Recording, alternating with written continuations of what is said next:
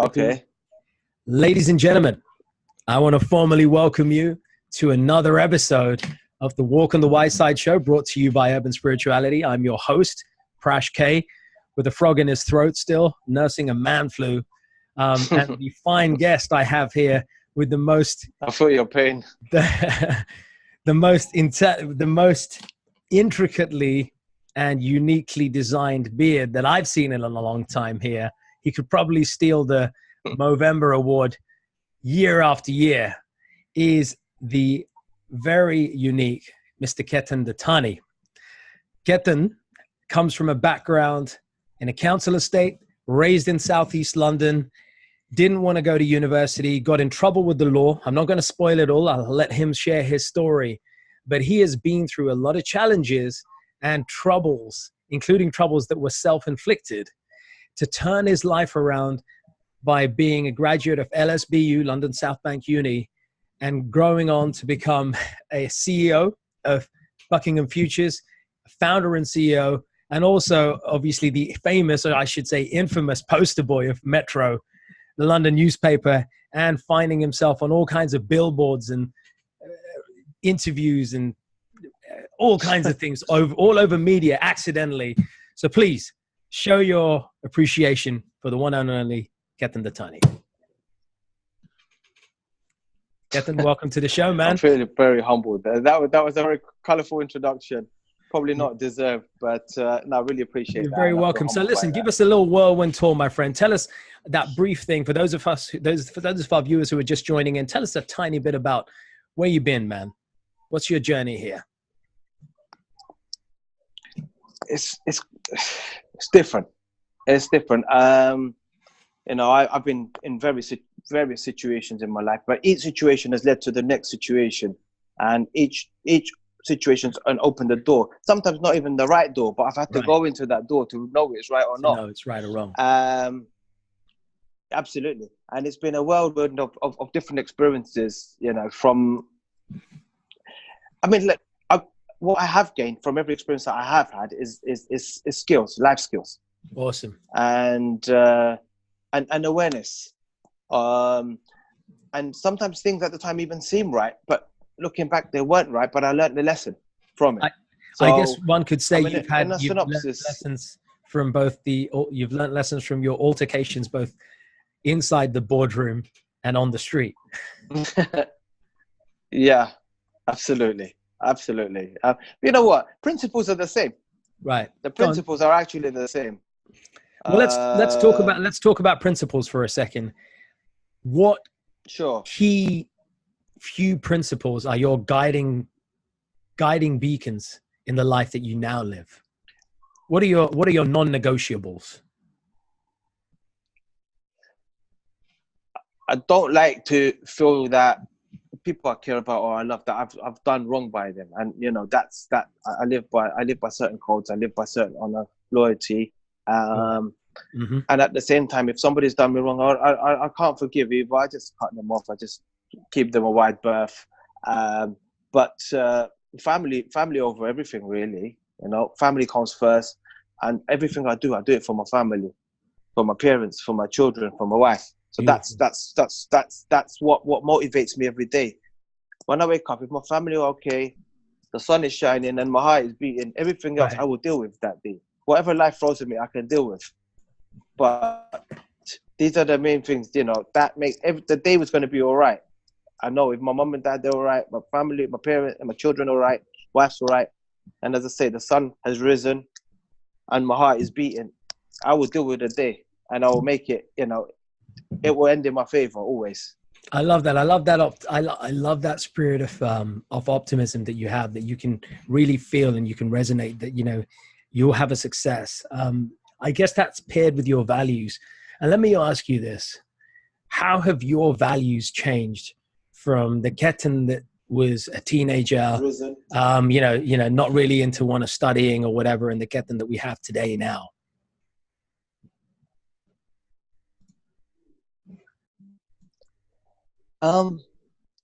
So the values were there from the home environment, from my parents, but they fell on deaf ears because I was easily influenced. They were there somewhere, but now they're the core of my being, my every being. The values that I learned, was instilled on me from a young age, whether subconsciously or consciously, I chose to ignore. I value them deeply, and I always put, I'm an empathetic guy because of the situations I've been in and situations I've seen. So I empathize with people, and this one of I'd say my value is empathy. Empathy, right. To see good in every situation, because there is good in every situation. But that's and also, like, try and help others. If you can't help others, then don't make it, like, don't make their journey harder. Give them a wide berth. But if you can't help them, that's fine. I love that. And I want to touch on that. I want to come back to that, because I know you're doing work in the community, and I really want to come back to that. But I want to ask you here one thing. Sure. Tell us, if we rewind the clock, tell us a little bit about how you accidentally ended up going to university. Because, we were talking off camera, and I know you were saying that people kind of didn't believe you. And I know in that YouTube video, which is a really frank and open insight, I think, a real preview of your life, you were just saying that you felt that nobody believed you, but then there was this professor or somebody who encouraged you to go to Ellis LSBU. Tell us a little bit about that and what happened.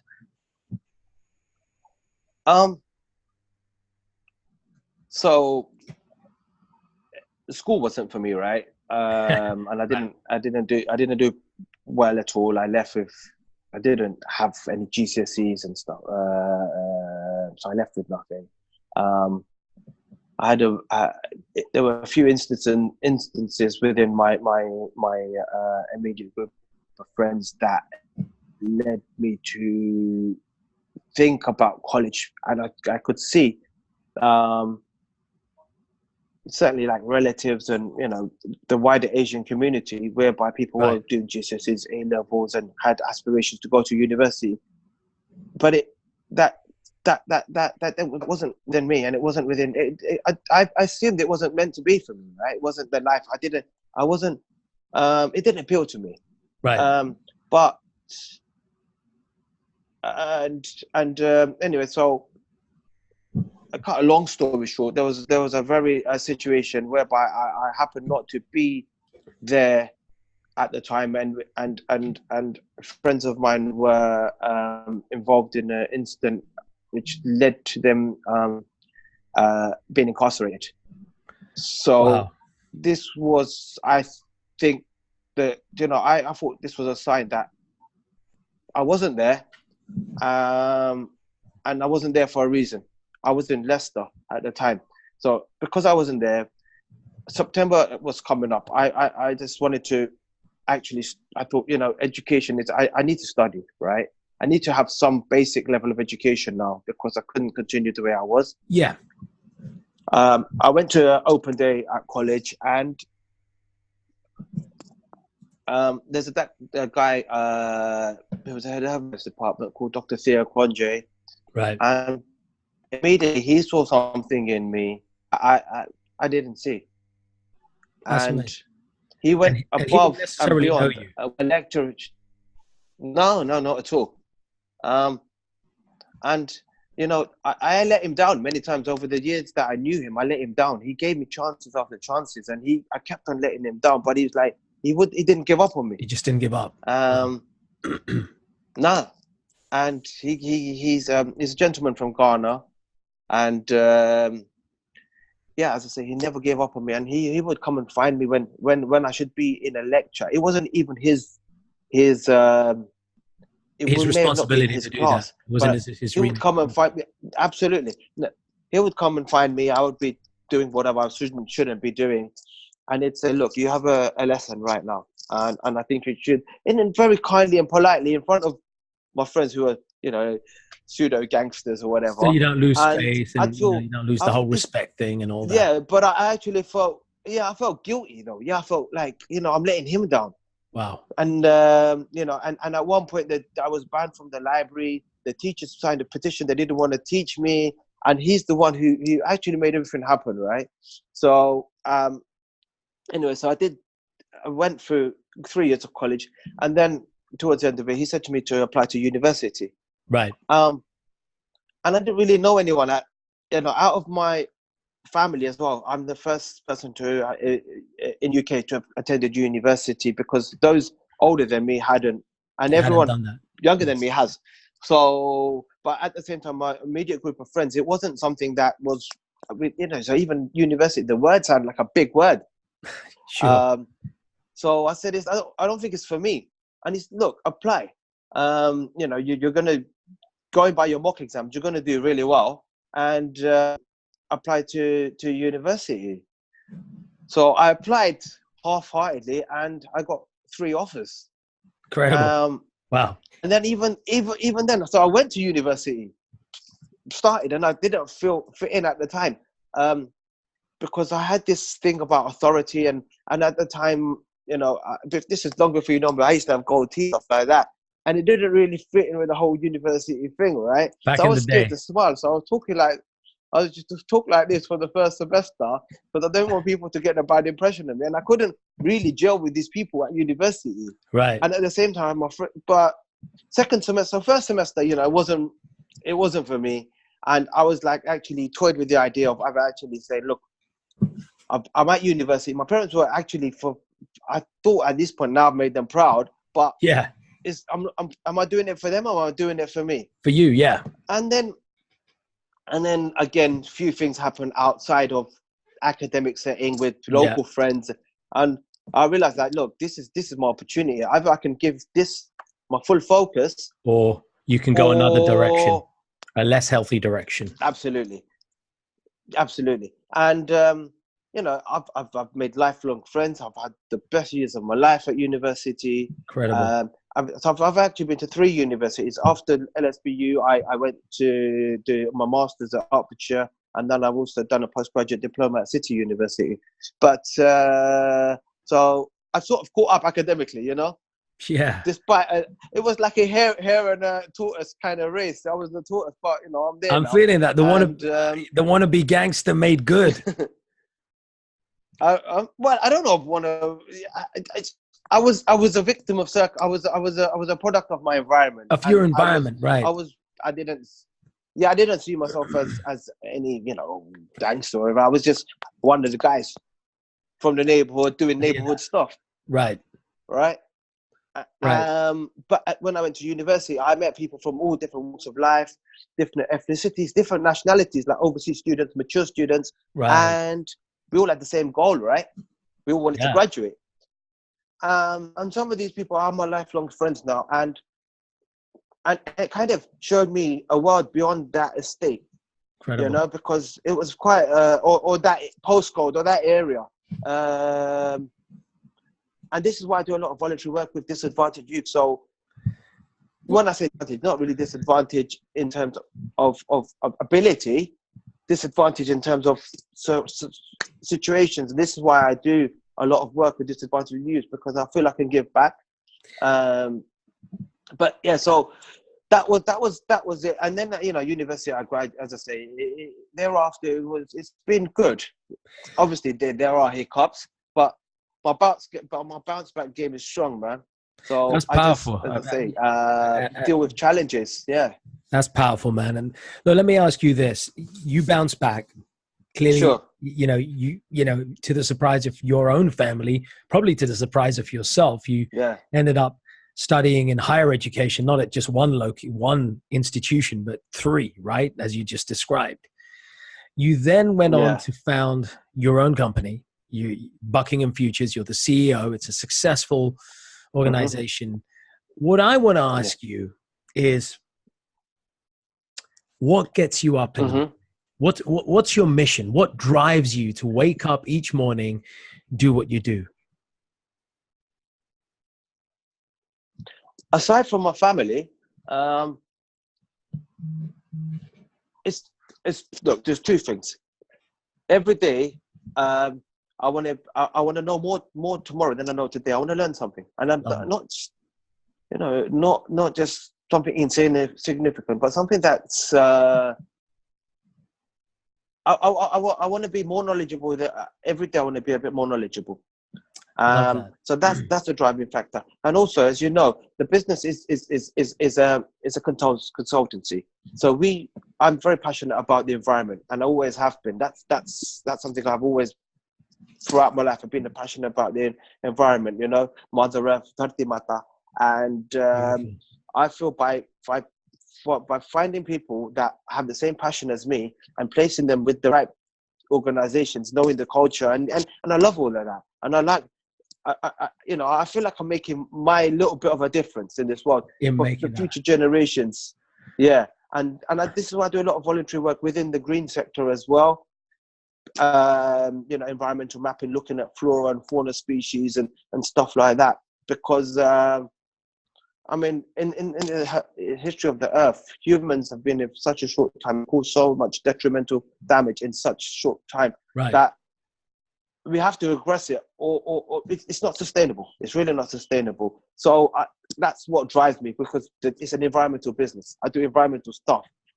I like that, because in a sense, like you're a champion. You're an environmental champion. You're championing what's going on around you. You care about not only your family, but would it be fair to say that you regard there's a Sanskrit saying, which I know you'll have heard, Vasudevam Sarva Kutumbam, that the world is our family, not just the people living in the four walls. Do you resonate with that? Is that part of why you feel passionate about doing stuff for the environment around you? Because it's going to help others. Yeah, look, humanity first, right? Unfortunately, not everybody thinks like that. But not just humanity. Beings. All beings are a family. So all creatures, it's not just humans. As humanity, we as humans, we are the ones who can make the difference. We're the ones who cause the damage, and we're the ones who can reverse it. Yeah, absolutely. Yeah. So I feel that. Look, we are one big family, but there's so many barriers in terms of race, gender, age, ethnicity, country. There's borders, all these man-made stuff that people don't feel like that. Well, let's touch on that for a second, and I hope you don't mind me just kind of getting a little personal for a moment. You're a successful family man as well. You have a good career. You're obviously a family man. Those who may not know, you've got a mixed race marriage. You've chosen to marry somebody who's not of the same ethnicity as you. How has that been for you? And are there any realizations or valuable insights that you can share with the listeners here? I thought it'd be a problem, as in not for me. Obviously, I never thought it'd be a problem for me. The day I met her, I said, I'm going to put Dattani on the end of your name. And she said to me, you're scaring me. I said, look, we're going to share a surname one day, right? Amazing. I knew it. But there has been in the past people within my immediate family, not immediate, but like extended family that have married out of the culture and completely got disowned. But they were disowned because their parents didn't accept it, right? Right. So because their parents are not accepted, the uncles or aunties, the grandparents, that's it. You're isolated and you're ostracized. Whereas my parents saw that I was happy, and they embraced her into the house, and therefore the extended family saw her doing, that she was embraced and she was good for me,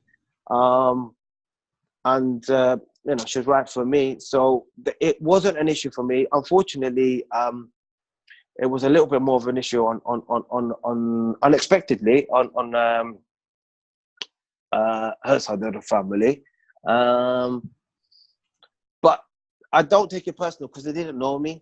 But I do feel for my wife because she's lost people that are no longer talking to her because of me, and they're not part of my children's growing up, and they're actually local. So it's them that are really losing out, not me. Yeah, I heard a famous saying that you got to ask yourself who are the important people, who is going to cry at your funeral, and they say that only a handful of people cry at a person. Absolutely. And if those people aren't in that handful of people, then why waste energy on it? Who are they? Yeah, and eventually people come around. They're life not has affecting my life, and they're not enlightening my life in any way. They're not adding value. It's a shame, but it is what it is, man. Well, you've hit a really important point here about adding value. And I know that aside from family and obviously your passion for your profession, for your business, you're also a big believer in fitness and health and, personal wellness. So let's talk about some tips or techniques or life lessons that you'd like to share in these key areas. Let's start with health and wellness, because I know that's an area close to your heart. And of course, well, I don't think I mean I'm you have I'm not by means an 10,000 expert. You have 10,000 Insta followers, not a small number.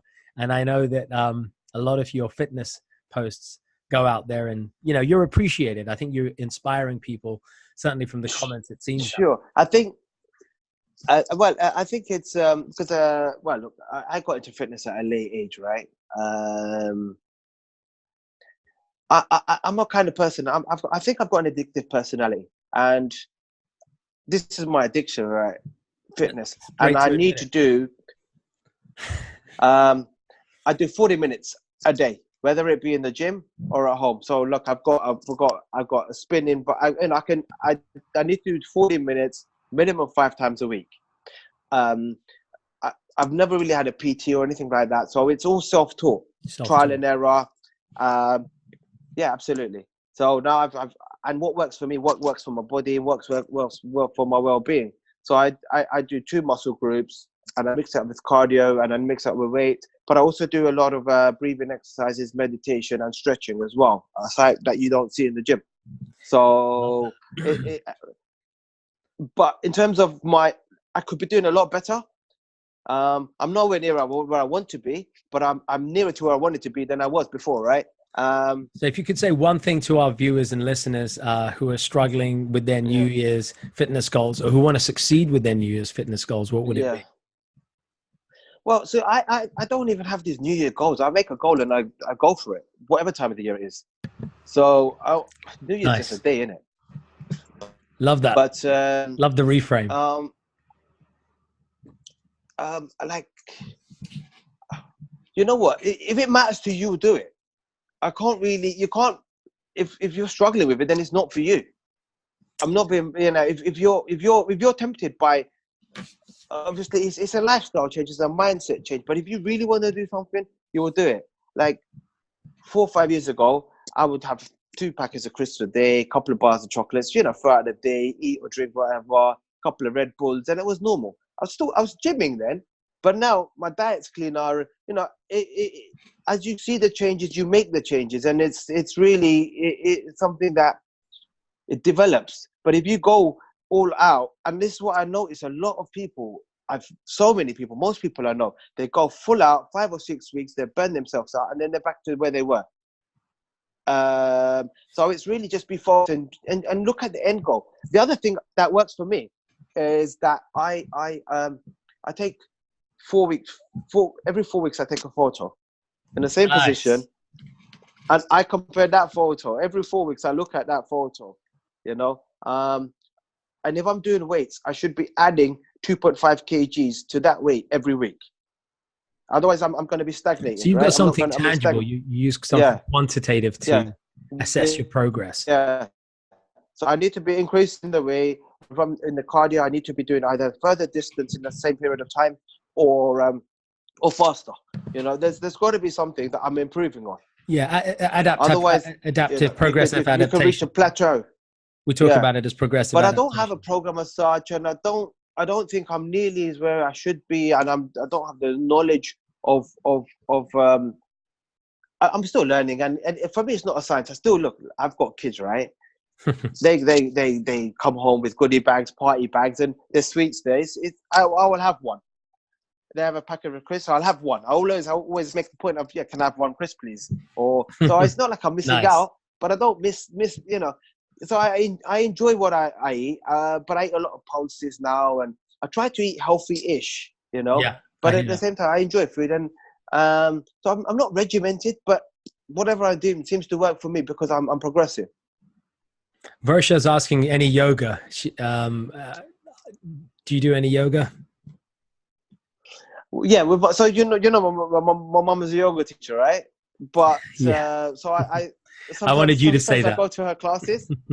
Yeah, so I sometimes go to her classes. But what she taught me, like the pranayama, breathing exercise, and all that, I actually do here.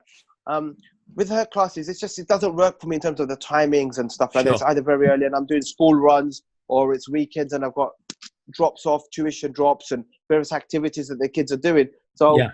realistically, I haven't actually attended her class for over a couple of years. But if I go around there to say to her, "Mums, can we just do a quick 5 minutes or whatever?" Or Beautiful. and she sends me tips and stuff like that. And then I try and sort of do it at home, not as well as her, but I try and do it at home in my own time. And usually I like to wake up very early before anyone else does. So that's speed time where I could do in the house.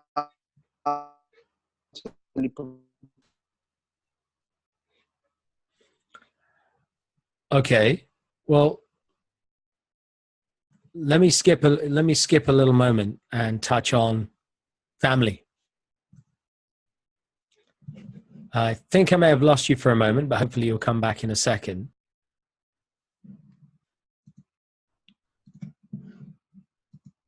Prash, Yeah.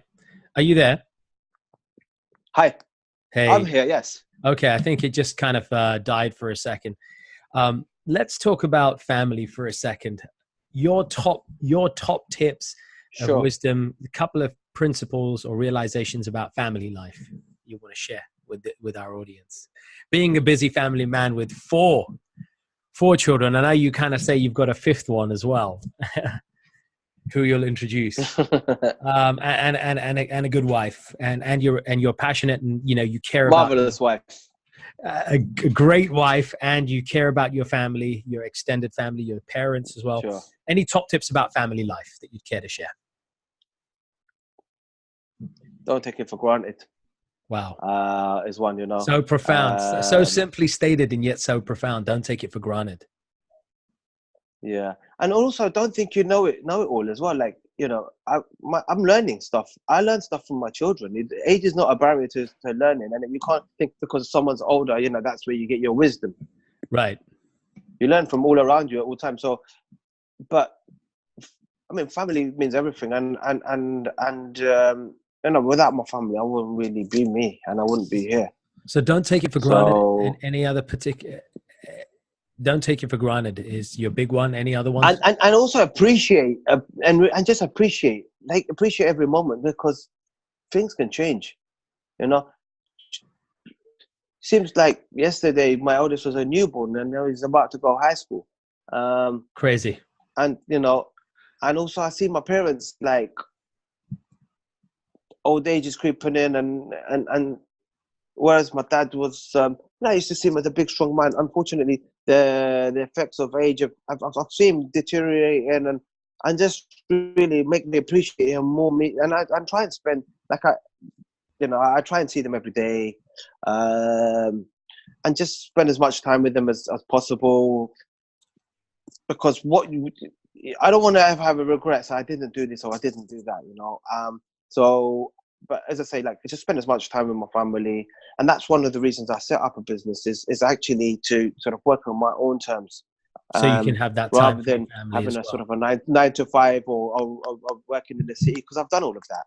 And I actually felt like a weekend dad, and I wouldn't actually often see my children awake till the weekend, because I'd leave so early in the morning. I'd come back and they'd be in bed, and I felt like I was missing out on a lot of them growing up, and I don't want to be that guy. And my parents had no choice. They were refugees from Uganda, so they had to. Life was very difficult for them, so they had no choice. But I have a choice. Yeah, so I appreciate I have a choice, that. right? I think that's a great lesson. Exercise your choice to not take family for granted and to invest that time in family. Let's talk about business for a second. Any top tip? Sure. Or realization or advice that you'd want to share to people in terms of business or career? Whatever you do it with passion. If you're not passionate about it, it will be apparent, and you will never exceed in something or Well, excel in an area you're not passionate about. Can I raise a counter to that for a second? Do you mind if I Sure, go for it. Not at all. Most people, or at least a large chunk of people out there, including many of the ones who are listening and will listen to this show, are probably doing something that they're in their work that they're not necessarily passionate about, but it's paying the bills, right? And to do something that they're passionate about may not pay the bills. For example, somebody might want to be a musician. Somebody might want to be a chess player because chess is their thing, or writing books is their thing. But that may not put the bread on the table. Okay. How can one reconcile that disparity?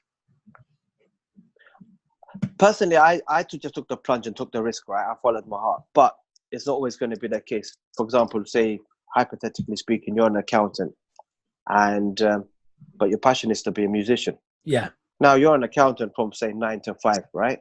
Yeah. There's 24 hours in the day. Even if you sleep 7, what's stopping you doing music for the time? You have to utilize your time. And your passion, your passion will open doors for you. If you do it, if you're knocking on the right doors and you're following your passion, there will come a time and a point. Yeah, absolutely. There will come a point in your life whereby your passion, you'll say, look, actually, I've done this. It's not for me.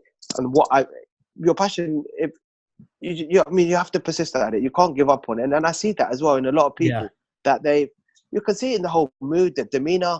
They've lost that.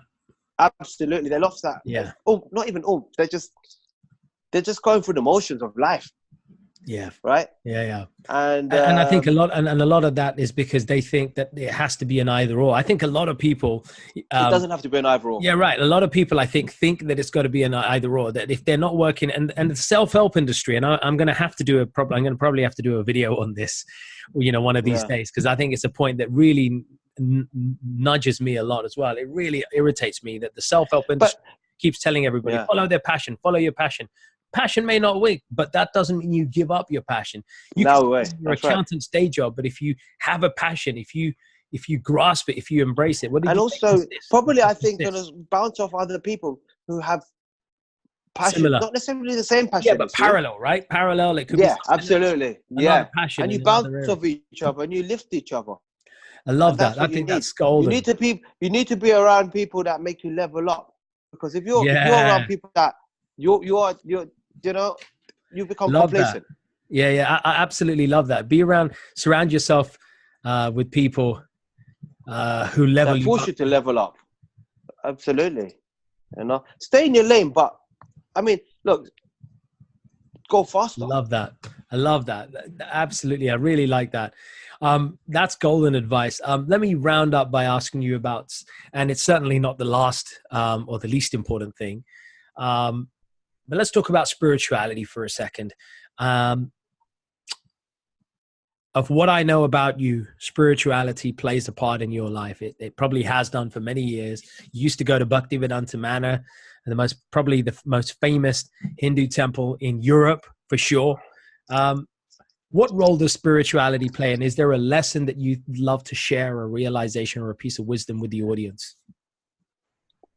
It probably plays more of a role than I even really realize. There's so many unexplained things that happen in my life daily. I don't even know. Like, I don't think I'm in touch with my spirituality where I should.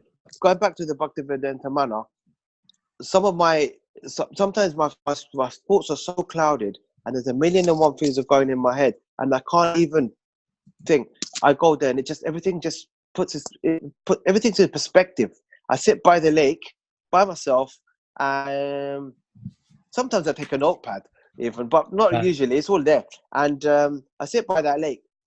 That 20 minutes, half an hour that I spend by that lake, I know what moves I need to make, and then what order I need to do them to execute the plans. Absolutely. It's almost as if the wisdom downloads.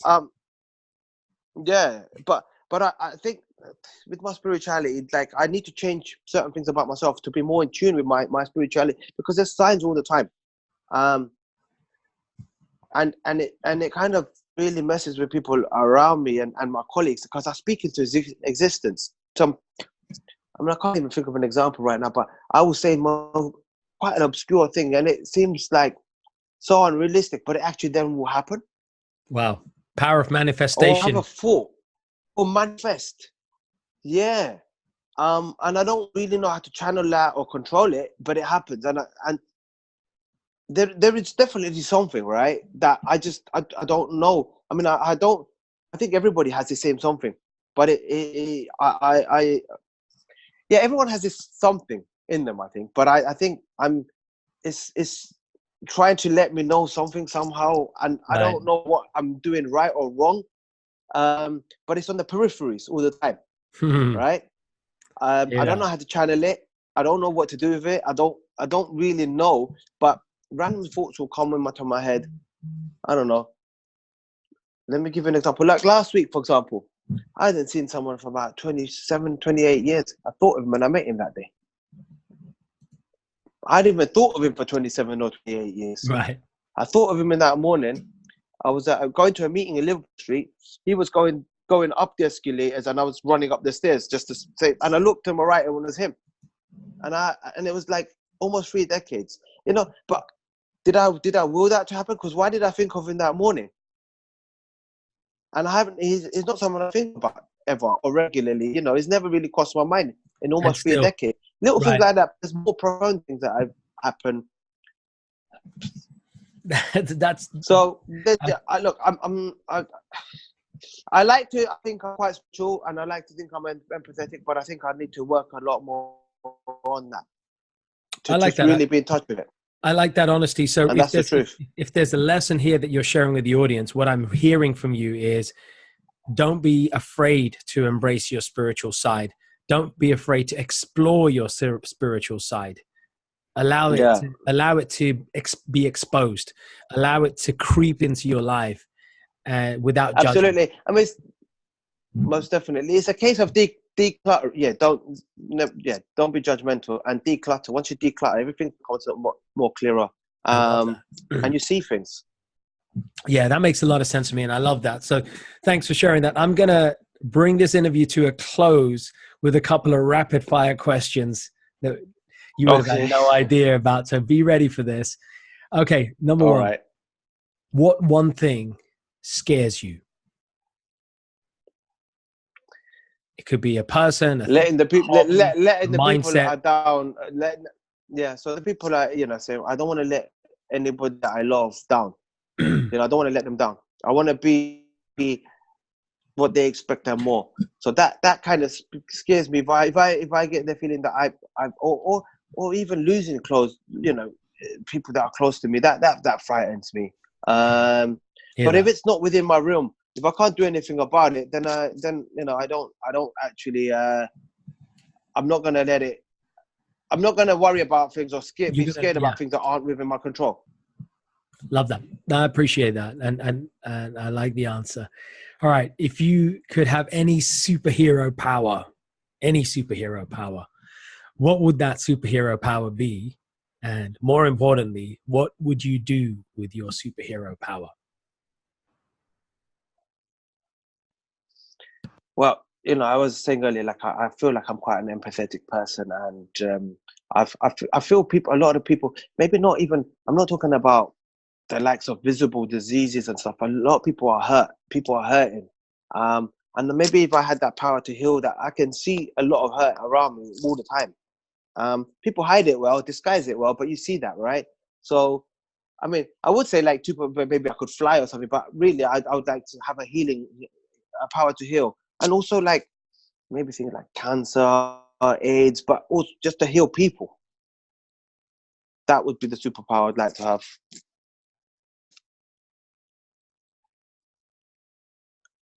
I can't hear you, Prash. It's gone very quiet.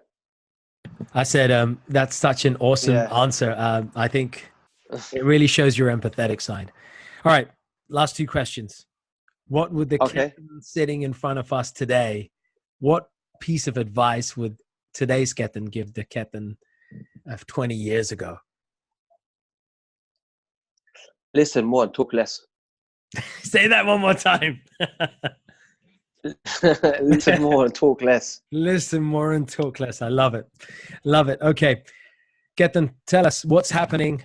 Finally, what's happening on your radar in your world in 2019? Any particular projects that you want people to be aware of?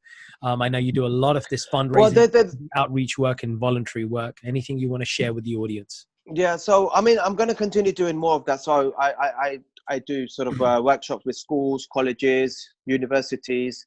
So I'm going to continue doing that, not just myself, but my staff, my team members as well. So we're heavily involved, and I'm encouraging everyone to spend half a day a week to actually give back, whether it be environmental issues or getting students in to do work experience within my business, right? As well as do CV workshop, mock interviews. But there are also a few potential like massive business opportunities.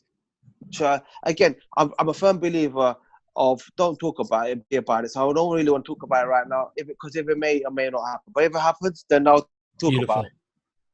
Love that. Okay. I mean, that's great. Ketan, it's been enlightening just to get to know this other side of you. Zamiha, who is tuned in, another success story, founder of Professional Asian, of course, probably the most successful professional network for Asians out there, anywhere on the big wide web. She also said it as well, that it's a pleasure getting to know this side of you, this other side of you that people don't know. So I want to thank you for being on the show. I want to thank you for coming on board and just being really candid and sharing your vision, your insight. No, thank you. Thank you. It's a pleasure, man. And I would just, and I know you said it to me privately. Thank you. No. It was a pleasure to have you. And I know you've said it to me before, but I know you wanted to send a message out to everybody there to encourage them to attend these retreats that I run, I think. So I'm going to remind you to share that message with everybody. We've got the one in Wales coming up, of course, in Buckland Hall. You know what I do. You know how we roll. And you know what we do with our retreats and our events. Is there anything you'd care to share with the audience about that? In terms of, look, as you know, I've known you for a while, and I know you're passionate about this, and you're very passionate about plans. But I've heard firsthand from people who've been to retreats, namely Italy and stuff like that, and it's been life-changing experiences for them. They view the world differently. They tackle their day-to-day lives differently. They tackle problems differently. They see things. Yeah. They don't even take things personally, because most of the time it's not personal. Just you happen to be in the wrong place at the wrong time. But also life's challenges and stuff, and what life has thrown at you. Is how you deal with it. And I think these retreats give you that self-awareness to be able to deal with life challenges in a better way, in the way that's best for you. Yeah, I couldn't have said it better myself, man. And thank you for that, because that's exactly what we're looking to do. So folks, those of you who are listening in and stayed with us till the end, your reward is joining us on any of our upcoming events and retreats. The next event happens to be on the 19th of January. So you're absolutely welcome to join us for our New Year's Mantra Therapy special in Wembley, no less. Fast forward to March, and the 8th to the 11th, as Ketan says, is our detox and transformation retreat. So you're absolutely welcome to join us. There are still half the spaces are gone, but there are still spaces left. So join us for the retreat in Wales at the beautiful Buckland Hall in Brecon Beacons for a weekend of transformation. There's lots more to come.